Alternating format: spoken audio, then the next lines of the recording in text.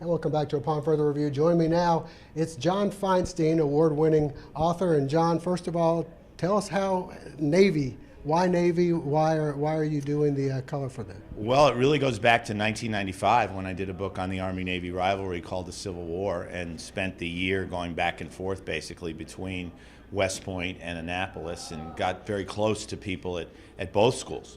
Probably had more fun writing that book than any book I've ever done.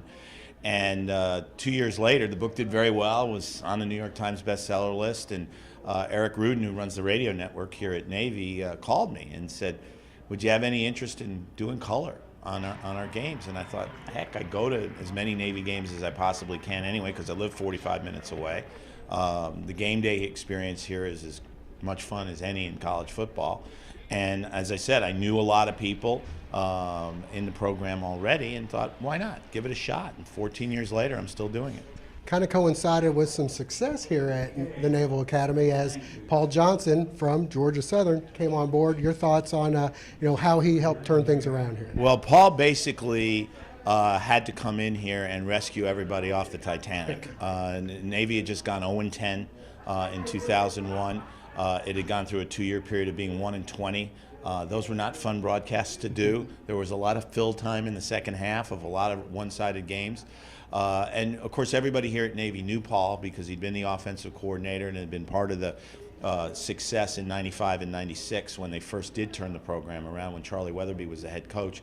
So he was a natural to come in. He already knew the program and the kind of kids you have to recruit here, and he did miraculous work, turning it completely around. Kenny Niumatalolo, who came back with Paul, has been able to keep it going, and it's really been a lot of fun to watch. Talk a little bit about Paul Johnson.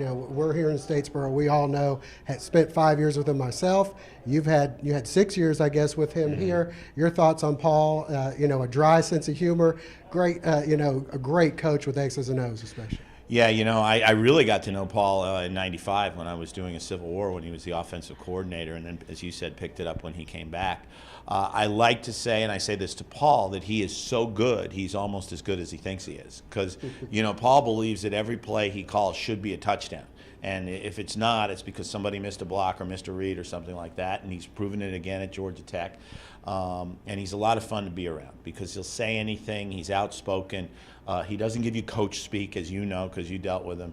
And it was just neat to be in a place to watch him recreate this program and to be able to kind of enjoy the ride because he was fun to be on a ride with. A lot of people say his offense, which is the triple option attack, which Georgia Southern runs, Navy runs, of course, Georgia Tech does, can't win a national championship. I think obviously Paul uses that as fuel for his fire. I think he likes to be told this can't be done. Your thoughts? Yes, I absolutely believe they can. I think that they were pretty darn close to being as good as almost anybody in the country a year ago.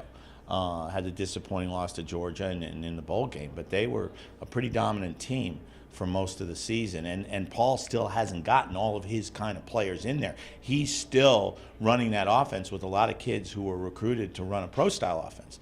So yes, I believe it can happen, and I still remember a conversation I had with Paul in '04 when I was working on a book on the Baltimore Ravens, and I made a comment to him that Brian Billick had said to me that he loved the offense at a place like Navy, and Paul just really bristled. He said, I could go over to the Ravens and run that offense, and we'd have success. And I think he really believes that. Well, you see people doing it with the Wildcat offense, but nobody's really done it for a whole season. It looks like the Titans with Vince Young and Chris Johnson are doing a little bit of. One final question. Navy this year, I know that the Maryland loss was heartbreaking, not only because of the way it happened with the fumbles and that, but a lot of people were talking about Navy possibly going undefeated.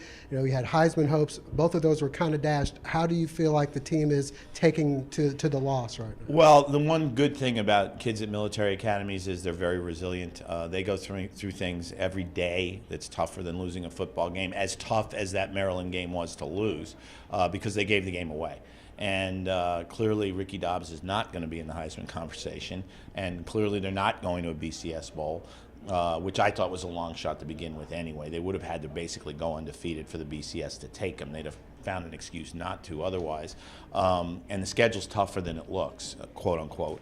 But they'll readjust, and I think they'll move forward. And most of the goals you set at Navy every year win the Commander-in-Chief's trophy, beat our Army and Air Force, obviously, go to a bowl game, are still in place. And that's what Kenny has to let the team know. And the kids will figure it out because they're pretty sharp kids. John, thanks for your time. Appreciate you joining us. We'll be back with more on Upon Further Review in just a moment.